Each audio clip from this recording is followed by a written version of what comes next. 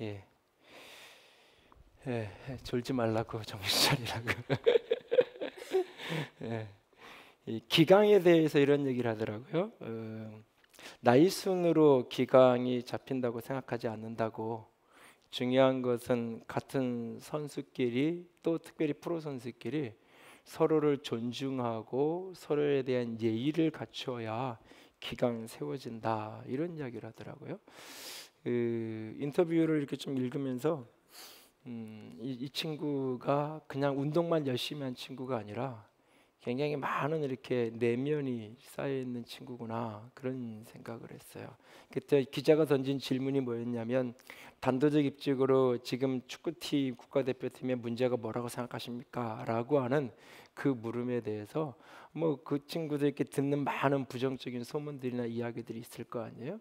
그런데 결국 핵심은 그라운드에서 뛰는 선수들이 서로 신뢰하고 서로가 서로를 같은 국가대표로 같은 프로 선수로 서로를 존중하고 예의를 갖추는 것, 이것이 가장 중요한 문제라고 생각한다 하는 이야기를 하더라고요. 그 글을 읽으면서 오늘 어쩌면 교회도 또는 가정도 우리 사회도 사실은 가장 어려운 여러 가지 문제가 있는데 그 중에 가장 본질적인 것 중에 하나는 사회 구성원들이 서로를 신뢰하고 서로를 향해 존중하고 예의를 갖추는 이런 부분들이 다 깨지면서 세상이 사회가 더 어려워지고 힘들어지는 게 아닌가라는 생각을 해 가게 됩니다. 여기서 얘기하는 존경과 예의, 이것을 오늘 함께 나누기 원하는 이달의 품성 주제로 바꾸면 이것이 공경이라는 표현이 될 수 있을 겁니다. 공경이라는 이 말은 원래 공손할 공자에 공경할 그 경자를 쓰는 거죠. 그래서 사실은 말 그대로 이야기하면 누군가에게 공손하게 대하는 것. 이 사전적인 정의는 다른 사람을 더 높은 사람의 대리인으로 여겨서 그 사람을 받드는 것, 이렇게 개념 정의를 합니다. 그러나 우리는 품성에서는 이것을 조금, 이 공경의 반대말이 경신데, 이것을 조금 더 근원적으로 신앙적으로 정의를 좀 내려보고 싶은데요. 같이 읽습니다. 내 삶에서 그리스도의 품성이 드러나도록 하나님께서 어떻게 사람과 사건에 대하여 일하시는지를 아는 것. 그러니까 공경 그러면 일반적으로 외적인 어떤 행동을 이야기하는데, 그런 행동이 나오게 되는 가장 기본적인 동기가 뭐냐? 내가 누군가에게 공손하고 누군가에게 예의를 갖추고 누군가를 존중하며 살아가는 가장 기본적인 건 뭐냐? 그 사람이 때로는 악한 사람이든 그 사람이 좋은 사람이든 내가 보기에 존경할 만한 사람이든 내가 보기에는 저런 사람은 좀 무시당해도 돼라고 하는 사람이든 관계없이 그 모든 사람과 그 사람들로 인해서 벌어지는 사건들 속에서 하나님이 나를 위해 일하고 계신다는 거예요. 하나님이 내 안에 하나님 닮은 그리스도의 품성을 빚어가기 위해서 그 모든 사람과 사건은 결국 나를 다루어 가시는, 나를 빚어 가시는 하나님의 손길이 그 속에 있다는 걸 아는 거예요. 그렇기 때문에 저 사람은 하나님이 쓰시는 도구인 거죠. 그 사람이 선한 사람이든 악한 사람이든 내가 보기에 좋은 사람이든 안 좋은 사람이든 존경할 만한 사람이든 그렇지 못한 사람이든 이 개념을 놓고 보면 하나님이 그 사람을 사용해서 나를 빚어가시고 내 안에 그리스도의 품성을 드러나게 하는 통로로 그 사람을 쓰는 거예요. 그렇기 때문에 나는 그 사람을 멸시하거나 무시하거나 하찮게 여기지 않고 그 사람을 공경하는 태도를 가져야 된다. 이것이 공경의 가장 기본적인 핵심적 정의입니다. 이 정의를 바탕으로 해서 오늘 우리가 누구를 어떻게 공경하며 살아야 되는가 하는 부분들을 조금 더 나눌 수 있게 원합니다. 먼저 우리가 공경해야 될 대상, 누구를 공경해야 되는가? 가장 기본적으로는 우리가 하나님을 공경해야 돼요. 하나님이 나를 위해서 일하고 계신다는 하나님의 주권에 대한 인정, 하나님에 대한 신뢰, 그것이 공경의 시작이에요. 잠언 23장에 이게 공경과 관련된 핵심 요절인데요. 한 달에 한 구절씩은 좀 여러분이 이렇게 핵심 요절을 품성 달력이 내린 거 보시면 다 나오니까 좀 외우셨으면 좋겠는데, 잠언 23장 17절 18절 같이 읽습니다. 내 마음으로 죄인의 형통을 부러워하지 말고 항상 여호와를 경외하라. 정령이 내 장래가 있겠고 내 소망이 끊어지지 아니하리라. 그러니까는 이 세상 살면서 악한 사람이 잘 되는, 죄인이 형통한, 그걸 보면서 이 마음 상하지 말라는 거예요. 마음 상하지 말고 바로 그때 하나님을 경외해라. 왜? 그 하나님에게 내 인생의 장래도 있고 그 하나님에게 우리의 소망이 있다. 그러니까 악한 사람이 형통하는 걸 보고 나도 그러면 악하게 살아야 되나? 나도 그러면 저렇게 대강대강 이렇게 살아야 형통할 수 있는 건가? 흔들리면서 부러워하거나 요동하지 말고 바로 그런 상황 속에서도, 이해할 수 없는 일들 속에서도 하나님을 경외하는 자가 되라. 왜냐하면 하나님에게 내 인생에 내일이 있고 소망이 있기 때문이다라고 잠언의 지혜자는 우리에게 말씀하고 있어요. 우리가 공경해야 될, 경외하며 살아야 될 가장 첫 번째 대상은 하나님입니다. 그 하나님에 대한 경외함과 공경함이 결국 삶 속에서, 관계 속에서 드러나게 되는 거죠. 그래서 우리가 두 번째로 공경해야 될 대상은 공동체의 어른들을 공경할 수 있어야 합니다. 어른이라고 말하면 가정에서는 부모님을 가리키고, 학교에서는 선생님을 이야기하고, 교회에서는 목회자나 리더십들을 가리키는 걸 거고, 또 직장에서는 상사나 위에 사람들, 국가적으로 보면 정치 리더십을 가진 대통령이나 관리들이나 이런 사람들을 어른이라고 일반적으로 통칭해서 지칭할 수 있다면, 그 모든 어른들을 공경하는 것, 그것이 우리가 가져야 될 기본적인 태도입니다. 이 레위기 19장에 이런 말씀이 있어요. 같이 읽습니다. 너는 샘머리 앞에서 일어서고 노인의 얼굴을 공경하며 내 하나님을 경외하라. 나는 여호와이니라. 너는 흰머리 앞에서 일어서고 노인을 공경하고 내 하나님을 경외하라. 그러니까 어른을 어떻게 대하느냐 하고 하나님을 경외하는 것과 아주 밀접한 상관관계가 있다라고 이야기를 하고 있는 거예요. 지금 우리 안에 있는 어떤 공동체 중 공동체 안에 세움받은 그 어른들은 결국 하나님이 우리 가운데 세우신 하나님의 권위자이기 때문에 우리가 존중하고 공경해야 하는 겁니다. 오래전에도 한번 소개해드렸던 이야기인데 네이버에 이런 질문이 떴어요. 왜 어른을 공경해야 하나요? 중학교 여학생이 던진 질문입니다. 그 질문을 그대로 좀 읽어드리면, 안녕하세요. 저는 중학교에 다니는 여학생입니다. 왜 어른은 무조건 공경해야 하나요? 어른들 중에 모범적이고 훌륭한 사람들이 있습니다. 있긴 있지요. 약간 이렇게 비꼬면서 있긴 있지요. 그런 사람들은 공경해야겠지요. 그러면 무개념 어른들은요, 하는 짓이 3살짜리 아기도 아니고 공중 도덕도 모르고 개념 따윈 집어치운 그런 어른까지도 공경해야 합니까? 어른 우월주의에 빠져 우리들은 거들떠도 보지 않는 인간 쓰레기들을 공경해야 하는지, 그런 인간성 하나 없는 어른들도 공경해야 하나요? 라고 하는 질문이 또 있어요. 특별히 이제 사춘기의 자녀를 키우는 분들이 계시면, 이 어렸을 때는 그 부모가 우상이고 부모가 이렇게 잘한 것만 보여요. 근데 사춘기에 들어가면 부모가 10개를 잘하고 하나를 잘못하면 그 잘못한 하나를 가지고 모든 걸 판단하게 돼 있어요. 그 시절에는. 그래서 누구도 존경할 만한 사람이 없어 보이는 이 여학생, 뭐라고 답변을 하시겠어요? 이게 내 아들이고 내 딸이, 아빠 왜 내가 선생님 말을 들어야 되는 건데, 내가 왜 교회 가면 전사님 말을 들어야 되는데 나에게 합당한 이유를 설명해 주세요. 존경할 만하면 그런 질문을 안 했겠죠. 사실은 내면에 질문이 있는 거예요. 불편함이 있는 거예요. 이 욥기서에 이런 말씀이 있습니다. 같이 읽습니다. 어른이라도 지혜롭거나 노인이라도 정의를 깨닫는 것이 아니니라. 이 구절을 언젠가 제가 읽고 참 진리를 깨달은 적이 있는데, 어른이라고 다 똑똑한 거 아니고 노인이라고 다 정의 바른 길을 가는 게 아니구나. 이 말은 무슨 얘기예요? 어른이라고 다 존경받을 만한 어른이고 노인이라고 다 존경받을 만한 분이 아닐 수 있다는 거예요.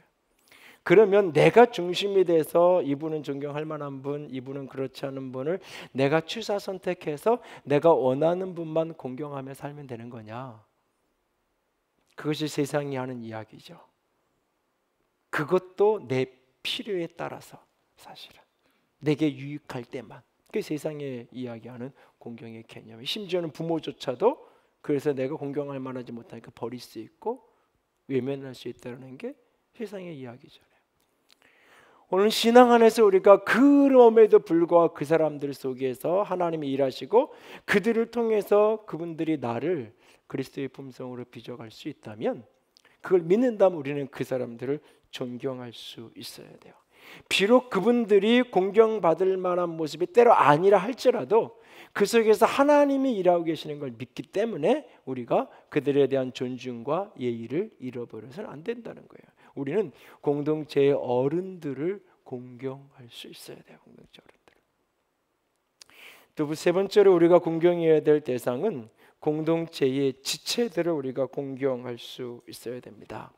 공동체의 어른들을 공경해야 하지만 동시에 공경이라는 것은 사람에 대한 존중과 예의이기에 이것은 공동체의 지체들, 동료들이나 때로는 나보다 아랫사람이라고 여겨지는 사람들에 대해서도 존중함, 공경함의 기본적인 마음과 태도를 우리는 잃어버리면 안 됩니다.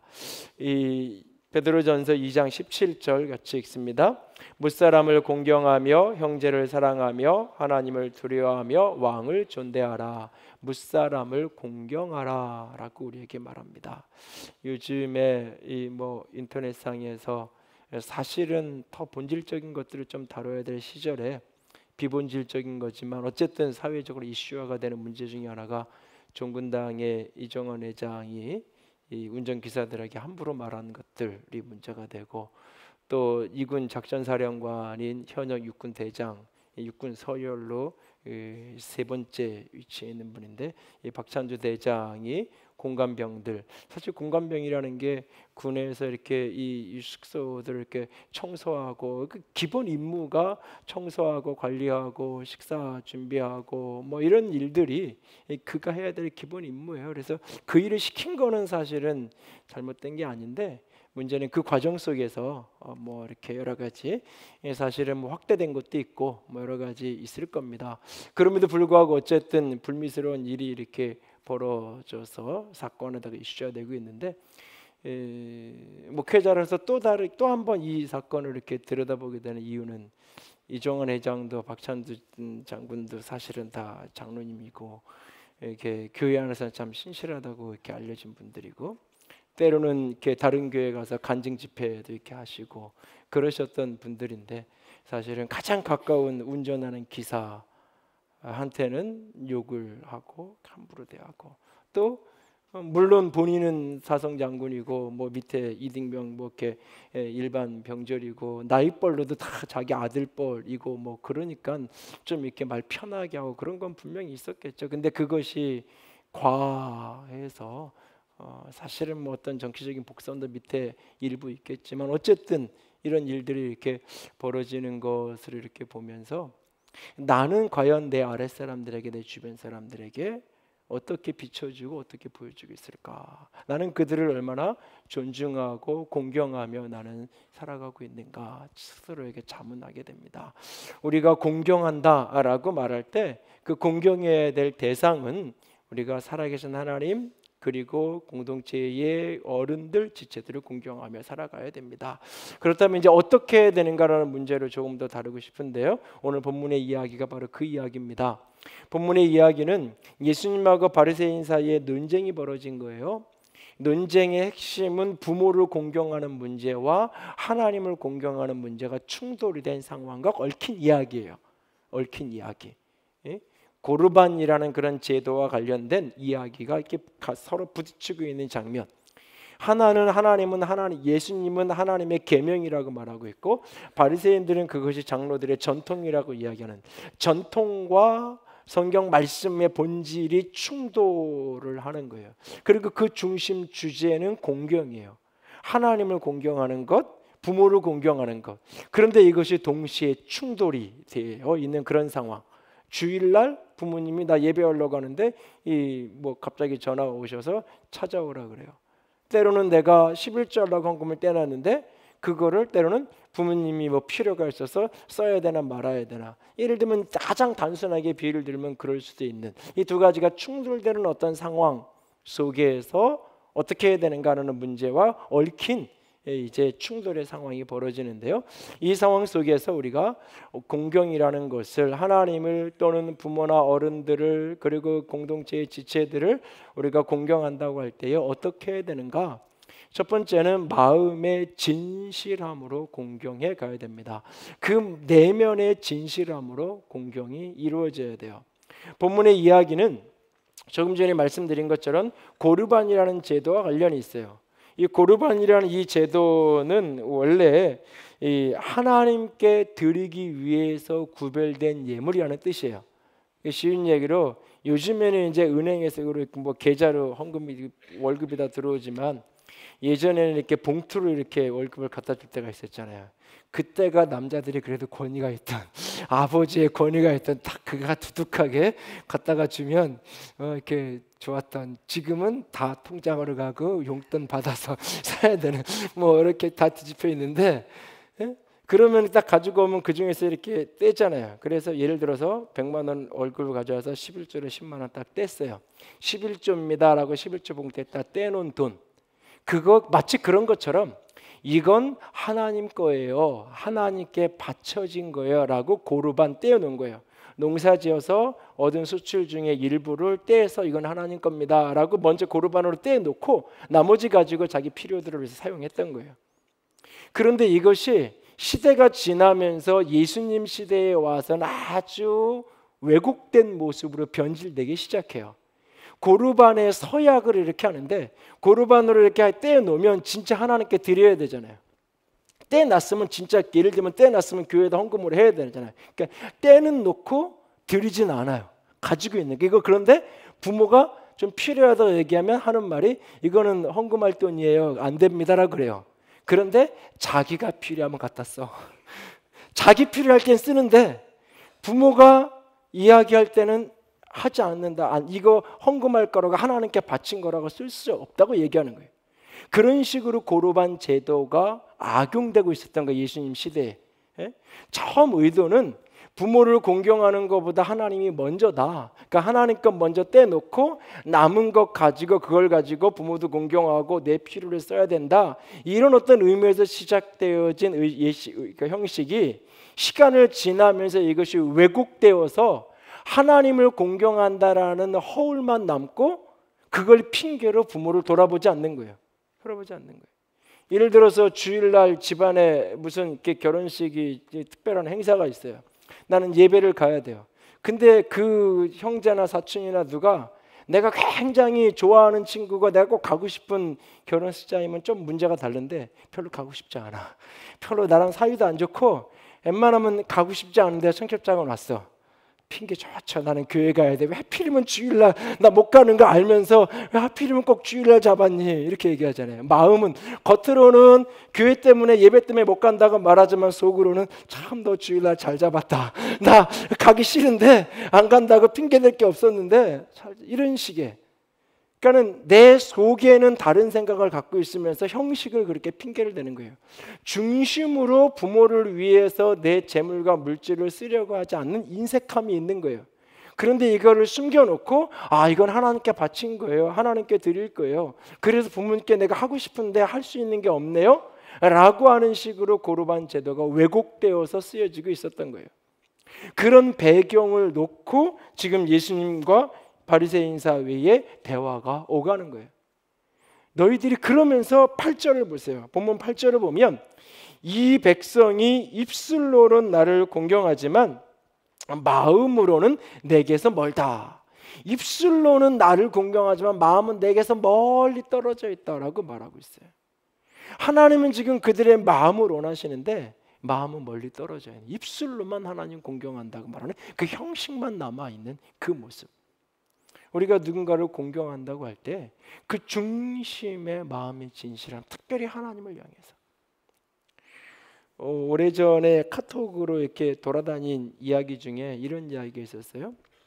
어떤 이렇게 좀 이렇게 넉넉하게 사는 아버지가 있었는데, 이 아버지가 자녀들이 아마 셋이었던 것 같아요. 어느 날 자녀들에게 메일을 썼어요. 메일을 써서 뭐라 그러냐면, 아버지가 갑자기 사업이 어려워져서 사실은 빚이 많이 있었는데 너희한테 얘기 안 했다. 근데 도저히 이제 더 이상은 빚을 갚을 수 있는 내가 감당할 수 있는 형편이 안 돼서 이걸 청산을 좀 정리를 해야 되겠는데, 너희들이 좀 이렇게 갚아줄 수 있는 그 규모가 있으면 얼마 정도 네가 좀 이렇게 떠안아서 책임을 좀 져줄 수 있는지 그거를 좀 너희들이 이렇게 알려주면 그거 제어하고 나머지는 내가 빚잔치를 좀 해야 되겠다고 그렇게 이제 메일을 보낸 거예요. 그랬더니 이제 자녀들이 이제 답장을 보냈어요. 어떤 아들은 기대 이상으로 힘에 버겁게 내가 아버지 내가 이만큼은 감당할게요. 어떤 아들은 기대에 좀 못 미친 얘는 좀 더 할 수 있을 텐데, 어떤 아들은 보니까 화가 올라와요. 어떻게 이게 나한테 이 정도밖에 못하나? 이렇게 모습이 된 거예요. 그리고 이제 얼마의 시간이 지났어요. 아버지가 꽤 많은 재산을 다 정리를 했어요. 그들이 하겠다고 감당하겠다고 한 금액의 5배씩 재산을 다 정리해서 자녀들에게 나눠준 거예요. 1억을 하겠다는 자식은 5억을 주고 100만 원 하겠다는 데는 500만 원 주고 정리를 한 거예요. 그리고 나머지는 다 정리해서 나머지는 다 사회단체에 기부를 하면서 싹 자기가 가진 재산을 정리를 했어요. 사람들은 이 이야기를 참 그 아버지 똑똑하다, 참 이렇게 지혜로우신 분이다라고 생각하면 이 이야기가 돌아다녀요. 그런데 이 이야기를 이렇게 읽는데 왠지 모르게 불편해요. 화가 나요. 왜? 아버지는 그러면 안 되는 건데. 부모는 자식은 그럴 수 있어도 부모는 그러면 안 되는 게 부모인데. 마치 자식들을 함정에 파놓고 그 함정에 딱 잘 걸렸다라고 해서 복수를 하듯이 그렇게 주고 나면 나중에 내가 그렇게 그냥 죽어서 세상을 떠난 다음 모르지만 그 자녀들하고 어떻게 관계를 맺을 거며 그 형제들은 서로가 서로 어떻게 보겠어요? 성도가 서로가 서로를 그러니까 얼마나 이렇게 친밀하고 친하게 이렇게 가깝게 형제들이 사실은 아버지 떠난 후에 그 재산을 이렇게 물려받은 이후에 어떻게 살아갈 수 있겠어요? 그런데 많은 그리스도인들이 하나님을 이런 아버지처럼 생각을 해요. 하나님을 마치 그래서 하나님이 나를 공경하라고, 그것이 물질이든지 몸으로 봉사 어떤 것도 하나님을 위해서 나를 위해서 이걸 좀 사랑하라고 쓰라고 하나님이 얘기하시면 이걸 마치 내가 하나님한테 이만큼 드리면 하나님이 그 다음에 나한테 5배를 주겠지, 베팅하듯이 이렇게 헌금하면 이렇게 하나님이 오시겠지, 그런 식의 생각 속에서 하나님을 섬겨요. 그런데 옆에 보니까 나는 굉장히 이만큼 헌금만 살았는데 나는 오는 게 별로 없는 것 같은데, 저 사람은 보니까는 뭐 이렇게 맨날 띄어먹기도 하고 보면 이렇게 제대로 신앙생활 안 하는 것 같은데 오히려 더 복 받는 것 같고 잘 사는 것 같고, 이 마음이 불편해지기 시작을 해요. 하나님이 마치 자식들을 다 그렇게 테스트해가지고 그러고 나서 그렇게 대하는 분으로, 하나님의 사랑도 긍휼도 다 그렇게. 하나님은 마음을 보기 원하시는 분이에요. 사실은 그 하나님은 중심의 진실함을 원하시는 분이지, 그런 어떤 계산에 따라서 형식에 따라서 그렇게 이렇게 하면 이렇게 오겠지, 마치 노름판에서 베팅하듯이 그런 식으로 내가 공경하면 뭔가 오고, 요즘에 공경이 다 그렇게 바뀌었잖아요. 그래서 노인정에 어르신들이 둘러앉으면 뭐라 그런다 그래요? 야, 애들 재산 물려주면 안 돼. 마지막까지 특별히 현찰을 갖고 있어야 돼. 그래야 애들이 명절 때도 오고 무슨 날도 오고 그런다고 얘기하잖아요. 참 가슴 아픈 이야기지만 현실이잖아요. 현실이면서도 또 슬퍼요. 왜? 그렇게 해서라도 자식 보고 싶고, 그렇게 해서라도 손주 만나고 싶고, 그렇잖아요. 그게 얼마나 사실은 처량한 거예요. 그런 줄 알면 난 너네 필요 없어, 그리고 그냥 이렇게 살 수 있으면 좋겠는데 그것도 또 못 하겠는 거잖아요. 그래서 끝까지 움켜쥐고 있으면서 그래야 한번 얼굴을 보면 좋고, 내가 어느덧 그런 어른이 되잖아요. 내가 참 모든 것을 다해서 사랑했던 자녀들이 나를 그렇게 대접할 거잖아요. 사실은 우리가 우리의 중심 속에 공경의 가장 핵심적인 거는 그 안에 마음의 진실함이 있느냐라는 거예요. 이건 외적인 형식과 방법 이전에 그 중심의 진실함이 있는지, 하나님을 향한 것도, 어른들을 향한 것도, 공동체의 아랫사람을 향한 것도, 지체들을 향해서. 두 번째로는 마음의 진실함은 입술의 친절함으로 반드시 표현되어지고 나타나져야 돼요. 그 마음에 있는 진실함은 말로 드러나게 돼 있어요. 그래서 오늘 본문 15장 18절을 보세요.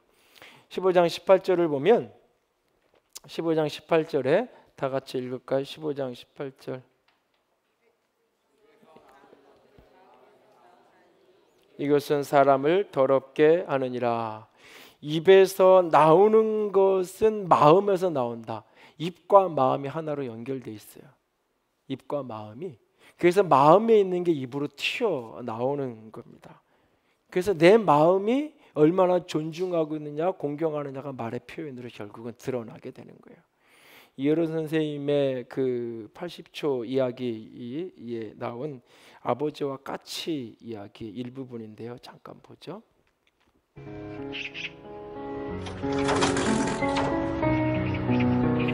치매기가 있는 백발 노인이 창밖을 내다보다가 아들에게 물었습니다. 얘야, 저 새가 무슨 새냐? 까치요. 아버지는 고개를 끄덕이시더니 조금 있다 다시 물었습니다. 얘야, 저 새가 무슨 새냐? 까치라니까요. 아버지는 창밖을 바라보시더니 또 같은 말을 하십니다. 얘야, 저 새가 무슨 새라고 했지? 몇 번이나 대답해야 아시겠어요. 까치요, 까치라고요. 그때 옆에서 듣던 어머니가 한숨을 쉬고는 말씀하셨습니다. 아범아, 너는 어렸을 때 저게 무슨 새냐고 100번도 더 물었다. 아빠, 저 새가 무슨 새예요? 까치란다. 까치요? 아빠, 저 새가 무슨 새예요? 까치야. 까치요? 그럴 때마다 아버지는 까칠한다, 까칠한다 몇 번이고 대답하시면서 말하는 네가 귀여워서 머리를 쓰다듬어 주셨지. 그래서 네가 말을 배울 수 있었던 거다. 언젠가부터 전해 내려오고 있는 아버지와 까치의 이야기입니다. 예, 우리가 살면서 특별히 편한 사람에게 어떻게 말하는지, 친절하게 말하고 그 자리를 높이는 것, 그게 공경입니다. 잠언에 이런 말씀이 있어요. 같이 읽습니다. 두루 다니며 한담하는 자는 남의 비밀을 누설하나 마음이 진실한 자는 그런 것을 숨기느니라. 진짜 내가 누군가를 공경하면 그 사람의 허물과 부족한 부분 쉽게 막 떠들고 다니지 않아요. 언젠가 저희 둘째 아이가 중학교쯤 다닐 때였던 것 같은데 물었어요. 너는 우리 집이 좋으니? 우리 집이 행복하다고 생각하니? 그랬더니 네, 그러더라고요. 왜 그렇게 생각하는데? 그랬더니 엄마 아빠가 욕을 안 하시잖아요, 그러더라고요. 그 얘기를 듣고는 한 대 띵 맞은 것 같았어요. 내가 생각했던 게 이런 대답이 나올 수도 있겠다라는 게 생각한 거는 전혀 다른, 욕하지 않는 게 행복한 이유 중에 하나구나. 왜 그렇게 생각하는데 이렇게 한참을 이야기를 시켰더니 하는 얘기가, 친구네 집에 갔더니 친구 엄마가 아들 친구가 와 있는데도 막 아들한테 욕을 하고 막 그러더라는 거예요. 그래서 이제 평상시에 욕을 거의 못 듣고 사니까 바깥에서는 하겠죠. 학교에서는 하고 듣고 그럴 건데, 그게 이제 본인에게는 충격이었나 봐요. 그 얘기를 하더라고요. 얼마나 욕이 사람들 사이에서 쉽게 많이 오가고 그러면 그럴까라는 생각을 해본 적이 있는데요. 내가 마음으로 누군가를 내가 존경하고 존중한다면 함부로 말하는, 욕은 저주예요. 사실은 욕은. 특별히 그리스도인들 안에서, 교회 안에서 친절해지고 친해지면 함부로 말하게 되는 경우가 종종 있어요. 그러다 보면 꼭 사고가 생겨요. 어려움이 생기고 갈등이 문제가 생기고. 누군가는 한국 사회를 민주 사회가 아니라 민증 사회다 이렇게 하더라고요. 예, 이 민주 사회가 아니라 주민등록증부터 까서 그거 가지고 서열 쫙 세워가지고 너는 나보다 밑에지. 그래서 만나면 나이부터 묻는. 예? 서구 사람들은 웬만하면 나이부터 안 묻는. 나이를 먼저 묻는다는 굉장한 신뢰로 얘기하는데 우리는 다짜고짜 문제 나이부터 묻고 나보다 밑에네. 그러면 이제 마음 딱 풀어줘서 함부로 대하잖아요. 그러니까 지위, 위치와 나이로 사람들을 서열로 만들어서 너는 함부로 해도 되는 사람. 그러니까 너는 내가 반말로 해도 되고 하대를 해도 되고 거기에서부터 말이 그렇게 나가면 그 사람을 무시하게 되고 한참게 대하게 돼 있는 거예요. 말을 존중하고 말을 예의 있게 하기 시작하면 이게 사람을 존중하게 대하게 돼 있어요, 사실은. 우리 저 뒤에 방송실에 최영대 권찰이 저 지금 이렇게 만지고 있는데 애기 아빠잖아요. 나이 30이 넘었고요. 제가 아무 데서나 영대야 영대야 이렇게 부를 수 있어요. 부를 수 있어요. 그러기 시작하면 저한테는 내가 초등학교 때도 받고 중학교 때 받고 그러니까는 쉽게 말할 수 있죠. 근데 그게 이제 공동체 사적으로 제가 어디 갔다가 뭐 식사를 하다가 우연히 식당에서 만나서 그렇게 말할 수 있겠지만 교회에서 그러기 시작하면 온 교인들이 그렇게 하기 시작을 하죠. 어느 날 나이가 40이 됐고 50이 됐는데도 나한테는 여전히 밑에 사람이잖아요. 나는 함부로 해요. 그러면 공동체도 계속해서. 그래서 우리 박상화 전사님한테도 상화 전사님, 상화 전 이렇게 부르더라고요. 어떤 교인들이. 내가 이렇게 그걸 들을 때 내 앞에서 내가 들으면 한마디씩 하고 그랬는데 쉽게 우리가 말이 함부로 나가면 그 다음에 행동도 태도로 내가 함부로 나가게 돼 있고 무시하게 돼 있어요. 사실은 우리 말에 이 존칭을 하는 경어가 굉장히 어려운 말이고 사회의 관계성에 약점도 있는 분명히 그런 언어이긴 해요. 그러나 많은 장점도 있어요. 사실 그 경어가 갖는 장점도 동시에 있어요. 우리가 말을 어떻게 하거든지 말의 친절함. 내가 누군가를 공경하고 존중하는 것이 어떻게 말로 표현되는지. 하나님을 여러분이 공경하는 것을 가장 기본적으로 표현하는 게 하나님에 대해서 찬양하는 거잖아요. 찬양하는 거잖아요. 내가 목소리를 내서 찬양하는 거잖아요. 그게 하나님을 경외하는, 존경하는 가장 기본적인 표현 중에 하나잖아요. 내가. 여러분들이 하나님을 향해서 공경할 때 공동체의 어른과 지체들 말의 친절함으로 공경할 수 있기 원합니다. 세 번째로는 공경한다고 할 때에 손발의 움직임으로 우리가 공경해야 됩니다. 마음은 말로, 입술로, 그리고 입술의 친절함은 이제 손발의 움직임으로 우리가 공경할 수 있어야 돼요. 야고보서 2장 15절 16절 같이 읽습니다. 만일 형제나 자매가 헐벗고 일용할 양식이 없는데 너희 중에 누구든지 그에게 이르되 평안에 가라, 덥게 하라, 배부르게 하라 하며 그 몸에 쓸 것을 주지 아니하면 무슨 유익이 있으리요. 평안에 가라, 덥게 하라, 배부르게 하라. 이게 무슨 소용이 있냐라고 얘기하죠. 몸이, 손발이 가지 않으면. 언젠가도 제가 이 주일날 얘기했는지 다른 때 얘기했는지 모르겠는데 저희 막내 아이가 그 예원이가 이 포항으로 축구를 한다고 이렇게 가끔 이렇게 한 6, 7개월 오가들 때에 이제 있다가 한 2주 있다가 올라왔다가 여기 이제 광명역에서 KTX 태우면 이제 혼자 이제 포항으로 내려가고 그랬는데 내려가는데 한 1시간, 2시간 안 되는 시간에 이렇게 카톡으로 아마 걔랑 내가 카톡을 제일 많이 한 시즌이 그 시즌인 것 같은데 이런저런 얘기를 해요. 뭐 가기 싫다 그러고 처음엔 그렇게 간다 그러더니 나중에 이제 그래서 또 해야 된다 그러고 뭐 그랬는데 이런저런 얘기를 하다가 너무 아이가 힘든 이야기를 하는 거예요. 그래서 제가 이렇게 힘내라고 문자를 했어요. 힘내라고. 그랬더니 답이 안 와요. 한 5분 금방 오가다가 한 10분쯤 답이 안 와요. 그러더니 딱 한마디 힘이 나야 힘을 내지. 근데 그게 절규처럼 들리더라고요. 나는. 우리는 사람들에게 쉽게 힘내.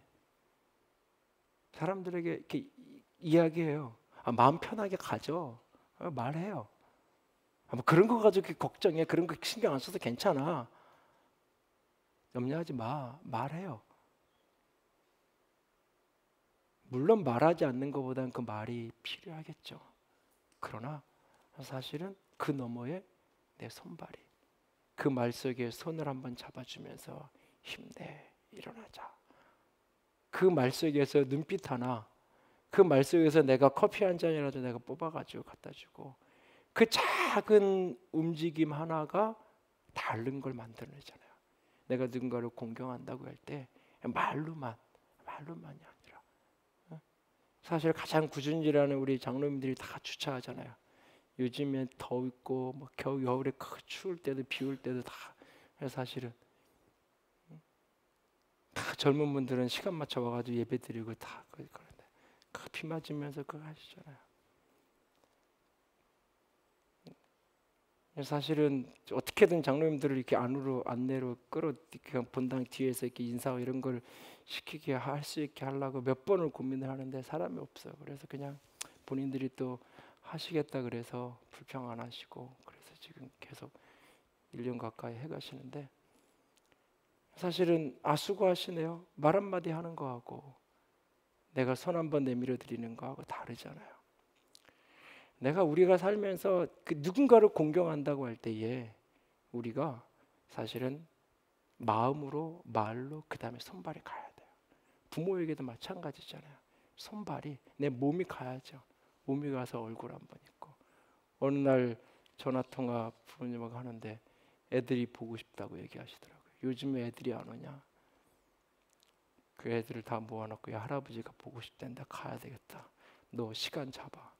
그 회의를 했어요. 그래서 하도 애들이 자기 시간이 막 틀리니까 무슨 작전 회의하듯이 해가지고 시간을 빼가지고, 그럼 요 왔다 갔다 왕복 시간하고 해서 4시간을 만들어가지고 갔다가 애들 여기 있습니다. 애들 얼굴을 이렇게 보여드리고 왔는데요. 이게 뭐 이렇게 어렸을 때는 쉽게 왔다 갔다 했지만 이게 자꾸 어려운 거예요. 근데 그거 하나가 그러고 났더니 몇 주가 평안하더라고요. 여러분, 우리가 몸이 가야 돼요. 손발을.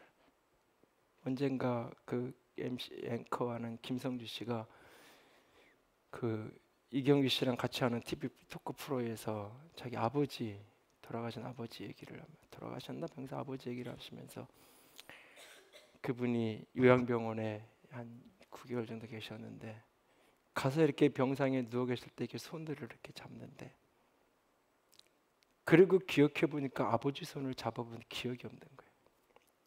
철들고 나서 아버지 손의 느낌에 대한 기억이 없는 거예요. 어렸을 때 아버지가 내 손 잡아준 기억은 있는데, 철들고 나서 아버지 손이 이랬구나, 아버지 손톱이 이런 모양이구나, 그게 병상에 누우셔서 그때야 그 손을 잡으면서 알게 된 거예요. 그 평생 아버지 손을 제일 많이 잡아드린 게 그 병상에 있던 몇 개월, 주말이면 가서 이렇게 그러면서 이렇게 내가 조금 더 한 번 더 했어야 되는데, 그렇게 눈물을 이렇게 흘리면서 대화를 나누는 걸 본 기억이 스쳐가는데요. 여러분, 우리가 누군가를 공경한다고 할 때에 그것이 손발로까지 이어질 수 있기 원합니다. 하나님에 대해서 내가 공경한다고 하는 것, 마음의 진실함으로만 담아두지 말고, 나 하나님 사랑해요, 그걸로 끝내지 말고, 그렇다면 입술을 열어서 목 놓아 내가 노래를 잘하든지 못하든지 상관없이 목소리 높여 그분을 경배하시고요. 내가 할 수 있는 게 뭐가 있을까? 내가 그분께 드릴 수 있는 게 뭐가 있을까?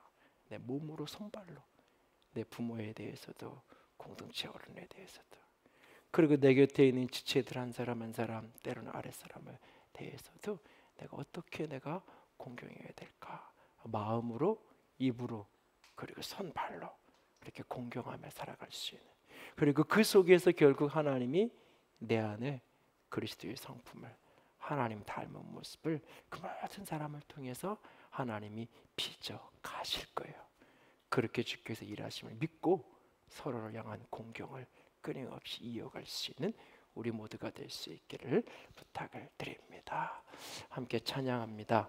내가 주인 삼은 모든 것 내려놓고 같이 찬양할까요?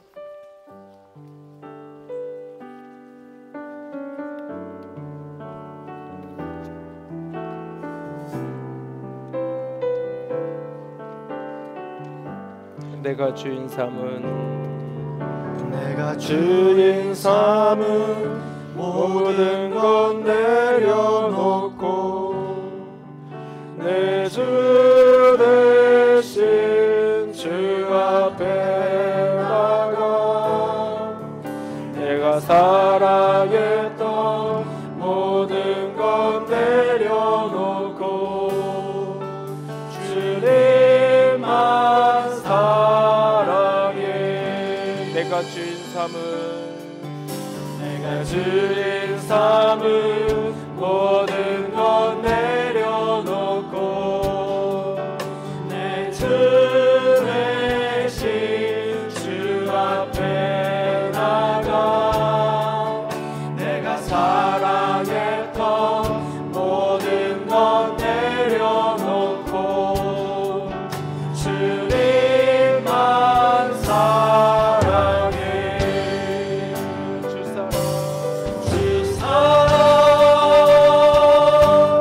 거친 풍랑에도 기쁜 바다처럼 나를 잠잠케 해. 주 사랑 내 영혼의 반석 그 사랑 위에 서리. 주 사랑 거친 풍랑에도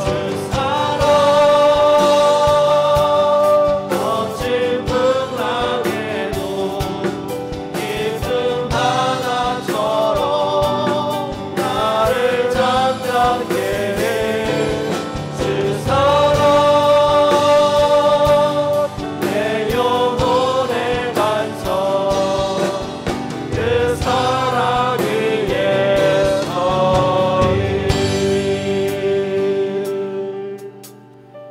이 시간 우리 같이 기도하기 원합니다. 내가 주인 삼았던 모든 것 주 앞에 내려놓습니다. 공경할 자를 내가 선택하고 내가 판단하겠다고 했던 모든 생각을 내려놓겠습니다. 살아계신 하나님을, 공동체의 어른을, 공동체의 지체를 오늘도 공경하며 사랑하겠습니다.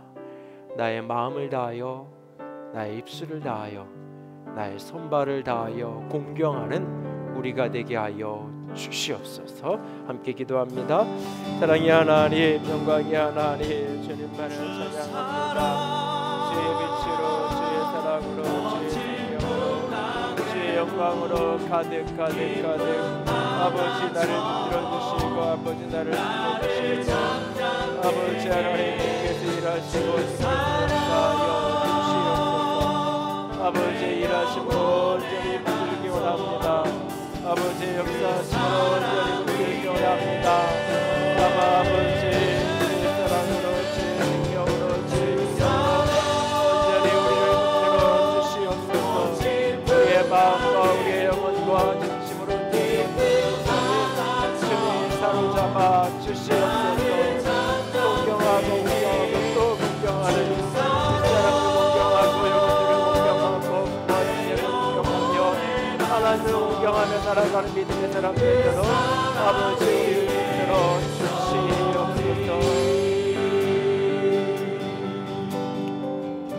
주님, 내 삶에서 그리스도의 품성이 드러나도록 하나님께서 그 모든 사건과 사람들 속에 일하심을 내가 믿습니다. 그 믿음이 그 사건과 사람 속에 등장하는 그 모든 이들을 존경하고 존중하며 예의를 잃지 않는 공경의 사람 되게 하여 주시옵소서. 우리를 붙드시고 우리 공동체가 서로가 서로를 그렇게 공경하는 공동체가 될 수 있도록 빚어가시고 인도하시기를 원합니다. 주님 사랑합니다. 주의 이름으로 축복합니다. 우리 주님 예수님 이름으로 기도드렸습니다. 아멘.